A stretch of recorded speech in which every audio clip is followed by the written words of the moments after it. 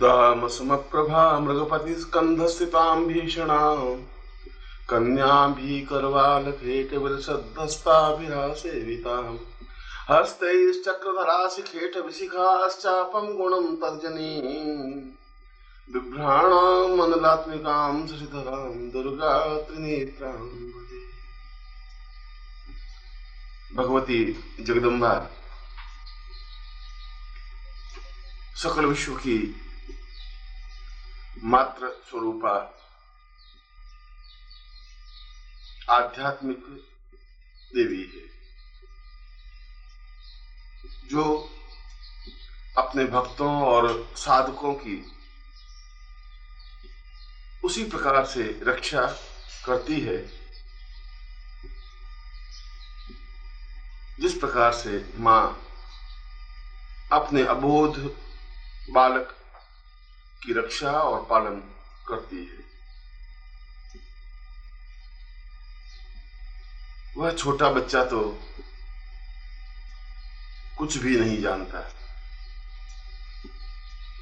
न उसे इस बात का ज्ञान होता है कि मां का ममत्व क्या होता है, न उसे इस बात की चिंता होती है कि मां कितने कष्ट और दुख झेलकर उसका पालन पोषण कर रही है, और न उसे इसकी फिक्र होती है कि यदि कोई विपत्ति, बाधा या परेशानी आ जाएगी तो मां को कितना तनाव, कितनी वेदना और कितना दुख सहन करना पड़ेगा। इसीलिए तो बालक निश्चिंत होता है, इसीलिए तो मां की गोद में वह निर्भीक होकर विश्राम करता है, और मां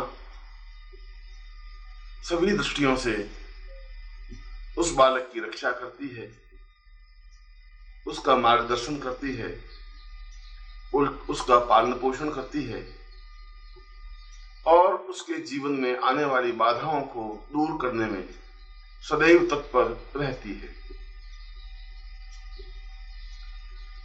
भगवती जगदम्बा का भी ऐसा ही स्वरूप है। वह केवल देवी ही नहीं, वह केवल माता स्वरूपा ही नहीं,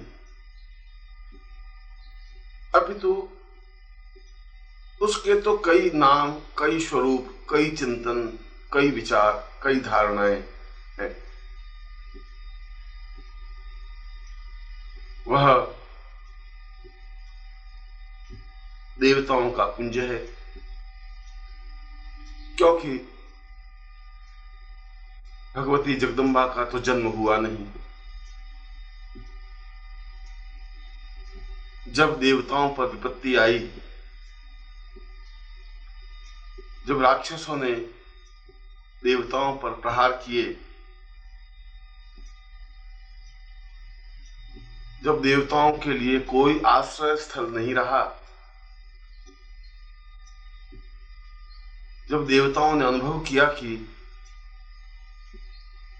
इन राक्षसों से छुटकारा पाना अत्यंत कठिन और मुश्किल है, तब समस्त देवताओं के शरीर से तेज पुंज निकला। ब्रह्मा के शरीर से भी, विष्णु और रुद्र के शरीर से भी, इंद्र और वरुण के शरीर से भी, जितने भी देवता थे उन सभी देवताओं के शरीर से तेज पुंज निकलकर जो मूर्ति बनी, जो चित्र बना, जो अवतरण हुआ, उसे जगदम्बा कहा गया। जो 8 भुजाओं वाली, जिनके हाथों में शस्त्र, जिनके चेहरे पर अद्भुत तेज, जो युद्ध में हुंकार करने वाली और जो शेर पर आरूढ़ शत्रुओं का दमन करने में तत्पर, निरंतर अग्रसर होने वाली और देवताओं की सभी प्रकार से रक्षा करने वाली एक मूर्ति देवताओं के सामने प्रकट हुई। देवताओं ने देखा कि यह स्वरूप तो अपने आप में विलक्षण है, अद्भुत है। इसकी तेजस्विता तो अपने आप में समस्त संसार में प्रकाशित हो रही है। इसकी हुंकार से सारा विश्व चलायमान होने लगा है। इसकी आवाज से दैत्यों के हृदय कांपने लगे हैं, जो प्रहार करने में वज्र की तरह समर्थ है, मगर साथ ही साथ माता स्वरूपा भी है, जो अपने भक्तों और साधकों की रक्षा करने में सदैव तत्पर रहती है, जो एक साथ ही महाकाली बनकर शत्रुओं का प्रचंड दमन करने में समर्थ है, महालक्ष्मी बनकर शिष्यों और साधकों को संपन्नता देने में समर्थ है, महासरस्वती बनकर जो मनुष्यों को बुद्धि और चेतना देने में समर्थ है। ऐसी ही त्रिगुणात्मक स्वरूपा भगवती जगदम्बा का देवता लोग सत सत वंदन करने लगे।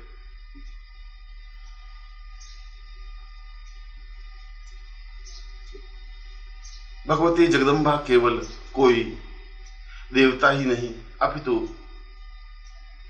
समस्त विश्व की अधिष्ठात्री है, जो निद्रा रूप में भी विद्यमान है, क्षुधा रूप में भी विद्यमान है, पालन पोषण करने में भी विद्यमान है, बुद्धि के क्षेत्र में भी श्रेष्ठता और अप्रतिमेयता देने में समर्थ है, जिसके सैकड़ों नाम हैं, सैकड़ों स्वरूप हैं, जिसके हाथ में अक्ष, परशु, गदा, कुलिश, धनु, दंड और विविध आयुध हैं, जिनके द्वारा वह शत्रुओं पर प्रहार करती है, आने वाली परेशानियों और तनावों को दूर करने में समर्थ है, जो अपने आप में ही श्रेष्ठ और अद्वितीय है। ऐसी मूर्ति, ऐसे विग्रह को देखकर देवताओं ने हर्ष तो अनुभव किया ही, उन्हें यह भी विश्वास हुआ कि आने वाले समय में मानव जाति के कल्याण के लिए, भक्तों और साधकों की समस्याओं को दूर करने के लिए इससे श्रेष्ठ कोई विग्रह नहीं हो सकता, क्योंकि यह एकमात्र ऐसा विग्रह है जो प्रहार करने में भी समर्थ है, जो पालन करने में भी समर्थ है, जो उत्पत्ति करने में भी समर्थ है, जो शत्रुओं का संहार करने में काल स्वरूप है, तो भक्तों की रक्षा और सहयोग करने में मात्र स्वरूप है। इसकी आराधना, इसका चिंतन, इसकी धारणा और इसका विचार अपने आप में जीवन का एक सौभाग्य है, जीवन की एक पूंजी है।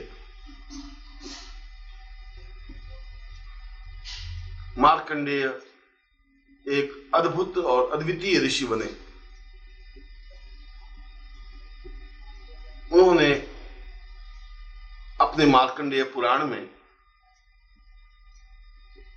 भगवती जगदम्बा के संपूर्ण स्वरूप का चिंतन किया, विचार किया। उनकी उत्पत्ति, उनके कार्य और किस प्रकार से भगवती जगदम्बा को प्रसन्न किया जाए, साधा जाए, उनसे सहयोग लेने के लिए प्रयत्न किया जाए, इसका विस्तृत विवेचन मार्कंडेय ने अपने ग्रंथ में किया। और उन्होंने स्पष्ट किया कि भगवती जगदम्बा तो भगवान शिव मृत्युंजय का साक्षात विग्रह है, क्योंकि शिव अर्थात कल्याण वहीं हो सकता है जहां शक्ति है। शिव और शक्ति का अपने आप में अद्भुत समन्वय है। जो मनुष्य कायर है, बुज़दिल है, जो हताश, परेशान और चिंतित है, वह कल्याणमय नहीं बन सकता। वह न तो अपना कल्याण कर सकता है और न समाज का, देश का और विश्व का कल्याण कर सकता है। यह तभी हो सकता है जब उसमें शक्ति का संचरण हो, जब उसमें निर्भीकता आवे, जब उसमें प्रहार करने की क्षमता आए। और यह दोनों स्थितियां, बलवान होना, क्षमता प्राप्त करना, प्रहार करने की शक्ति होना। और नमस्कार। अगर आप सद्गुरुदेव डॉक्टर नारायण दत्त श्रीमाली जी के दीक्षित हैं या फिर आपके पास उनसे जुड़े हुए कोई भी अनुभव है, तो नीचे दिए गए हुए नंबर पर वीरल पटेल जी को मैसेज कीजिए या फिर फ़ोन कॉल कीजिए और अपने अनुभव ज़रूर शेयर कीजिए। डॉक्टर नारायण दत्त श्रीमाली जी के आत्मकथा का संकलन करने में मदद करें। धन्यवाद।